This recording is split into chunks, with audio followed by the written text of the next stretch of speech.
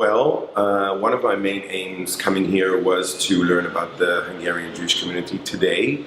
I was already invited 2 years ago and I was looking for a way to come and learn and see what's going on here. To me, I'm a Poland educator, so to me the whole obvious post-Holocaust prism is very clear, but I wanted to enrich and not just focus on that, but see what kind of structures and life are happening here today. And I've seen that, and it was very, very inspiring, and felt also very welcoming in terms of welcoming us as guests of the community of the organizations here. As usual, it was huge fun for me to come and see and learn and meet activists, Jewish activists from around the world that are dealing with stuff that I also have something to do with, and to be able to connect with them in many, many different ways, and get inspired by them, and also challenge them and feel challenged by them.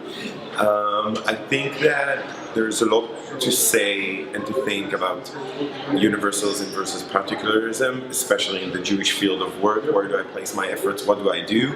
In Israel, we see that a lot, and we feel that a lot, especially because average Israelis, and especially social action activists in Israel, do not necessarily see the prism of the greater Jewish world.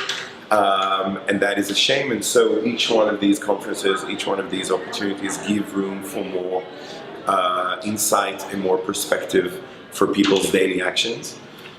And I think that it's a lot, also the way that this was constructed means that it's a lot on us. There wasn't anything that says, let's exchange phone numbers right now, go to the person and exchange phone numbers, but it's very much on the authenticity and on the spontaneous connections that people make.